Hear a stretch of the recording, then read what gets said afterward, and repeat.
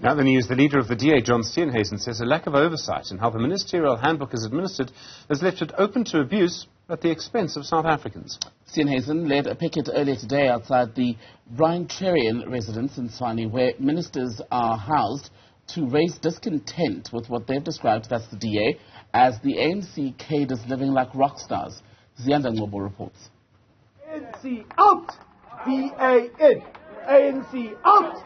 DA-in! DA leader John Steenhuisen says the fact that President Cyril Ramaphosa has full carte blanche over the ministerial handbook without any oversight committee in Parliament is an injustice to South African taxpayers' money. He says their picket was aimed at highlighting what they say is the alternate world that ministers live in while surrounded by a sea of poverty. There needs to be proper oversight of these particular benefits so that we can ensure that there's transparency and accountability. It is grotesque that in a country with 42% unemployment, a country with 30 million people who live in poverty, that we have ministers living it up like rock stars in cabinet world, far removed from the real world. DA Gauteng leader Solim Simanga says it pains him to hear the elderly talk to him about how they lived better under apartheid than under the current democratic dispensation. There's no organization that hates black people in South Africa and poor people like the ANC. No organization in South Africa that hates poor people, that hates black people like the ANC.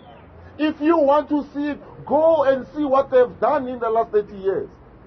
There's more and more people living in poverty. The DA has made a startling claim that there's no statute upon which the ministerial handbook is based and that in all probability its existence is illegal.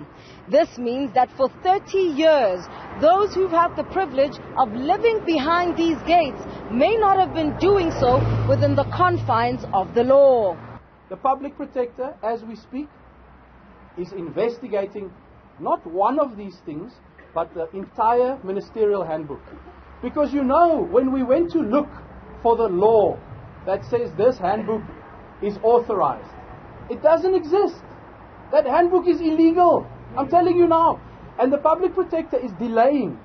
It's taking 6 months already just to start that investigation because they know it's a crisis.